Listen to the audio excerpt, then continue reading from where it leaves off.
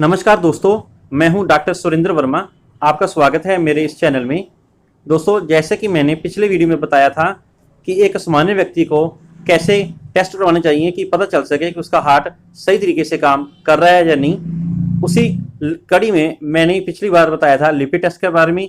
और दूसरा जो उसका टेस्ट है उसका नाम है कोरोनरी एंजियोग्राफी या सीटी कोरोनरी स्कैन। जो दर्शक नए हैं उनसे रिक्वेस्ट है कि मेरे इस चैनल को सब्सक्राइब कर दें और वीडियो को लास्ट तक देखें। अब यह जानते हैं कि कोरोनरी एंजियोग्राफी होती क्या है और क्या इसके फायदे होते हैं। दोस्तों, यह एक आम सीटी स्कैन की तरह ही होती है। फर्क इतना है कि इसमें सिर्फ हम हार्ट के बारे में जानकारी लेते हैं सीटी स्कैन के द्वारा कि उसकी किस तरह से वाल्व्स काम कर रही हैं, कितना हार्ट के वेसल्स अर्थात उसकी नसें खुली हुई हैं या कितनी बंद है। यह सब हम इस कोरोनरी एंजियोग्राफी के द्वारा पता लगा सकते हैं। तो सबसे पहले इसका फायदा जो है वह यह है कि इसके लिए हमें किसी भी हॉस्पिटल में दाखिल होने की जरूरत नहीं होती। यह एक डे केयर प्रोसीजर है जो हम किसी भी रेडियोलॉजिस्ट के द्वारा किया जा सकता है। इसके लिए हमें किसी भी एमडी डॉक्टर के पास जाने की जरूरत नहीं पड़ती। मरीज खुद अपने आप से जाकर यह टेस्ट करवा सकता है। दूसरा इसका फायदा यह है कि इसमें रोगी को डरने की जरूरत नहीं होती है। जैसे कि कई बार ट्रेडिशनल एंजियोग्राफी में मरीज को एक तार डाल के, चाहे उसकी बाजू की नस में चाहे उसकी टांग की नस में, उस वायर को तार को हम डाल के हार्ट के बारे में पूरी जानकारी लेते हैं।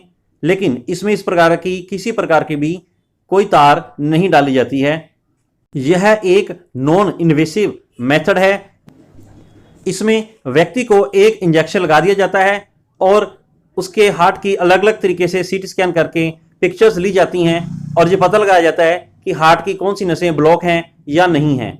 दूसरा, यह एक कम लागत वाला टेस्ट है। इसकी कॉस्ट आमतौर पर 7 से 8 हज़ार रुपया होती है, जबकि दूसरी जो कन्वेंशनल एंजियोग्राफी है उसकी 12 से 15 हज़ार कॉस्ट होती है। इसलिए यह पैसे भी बचाता है।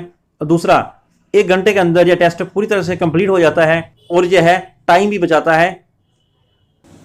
इसकी एक्यूरेसी भी दूसरे ट्रेडिशनल एंजियोग्राफी की तरह ही है और इसकी रिपोर्ट्स रेबल मानी जाती है। इस एंजियोग्राफी कराने के बाद मरीज खुद डिसाइड करता है कि उसको हार्ट के कौन से डॉक्टर को, स्पेशलिस्ट को चेक करवाना चाहिए। आमतौर पर जो ट्रेडिशनल एंजियोग्राफी होती है वो किसी हॉस्पिटल में होती है, लेकिन इसको हम किसी भी सीटी स्कैन वाले सेंटर में जाके करवा सकते हैं और इसमें किसी प्रकार का डर नहीं होता है। इस एंजियोग्राफी के द्वारा हम यह भी पता लगा सकते हैं कि अगर कोई क्लॉट प्रेजेंट है तो उसका साइज क्या है और किस टाइप का है और क्या इसकी लोकेशन है। अर्थात अगर वो क्लॉट कैल्शियम का है या किसी और चीज का बना है तो ये हम सब इससे पता लगा सकते हैं। अब बात करते हैं कि किसको यह कोरोनरी एंजियोग्राफी करानी चाहिए। तो सबसे पहले जिसका लिपिड ज़्यादा है, चाहे उसका कोलेस्ट्रॉल ज़्यादा है, चाहे ट्राइग्लिसराइड ज़्यादा है, उसको ये एंजियोग्राफी करवानी चाहिए। दूसरा, अगर उसकी फैमिली हिस्ट्री में उसके मम्मी डैडी या दादा दादी किसी को भी इस प्रकार की प्रॉब्लम आ चुकी है हार्ट से संबंधित, तो उसको भी यह टेस्ट करवा लेना चाहिए। इससे उसके आने वाली जिंदगी में हार्ट अटैक होगा या नहीं होगा, उनके चांसेस के बारे में पता लगा सकते हैं। अब बात करते हैं कि किनको यह टेस्ट नहीं करवाना चाहिए।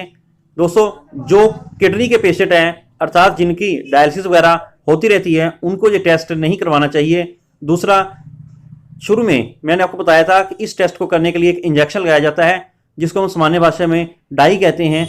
अगर उस डाई से किसी पेशेंट को एलर्जी है तो उसको भी ये टेस्ट नहीं करवाना चाहिए। तो लास्ट में यह मैं बताना चाहता हूं कि अगर किसी की कोरोनरी एंजियोग्राफी बिल्कुल सही आई है तो उस व्यक्ति को सोचना चाहिए कि आने वाले 5-10 साल में उसको किसी भी प्रकार से हार्ट की संबंधित समस्या नहीं आ सकती है। तो इस तरह से वह अपना टाइम और पैसे दोनों बचा सकता है इस एंजियोग्राफी के द्वारा। तो दोस्तों, यह था वीडियो। आशा करता हूं कि आपको यह पसंद आया होगा। अपने कमेंट्स और सजेशंस भेजते रहें ताकि वीडियो को और बेहतर बना सकें और मेरे इस चैनल को सब्सक्राइब कर दें। Thank you.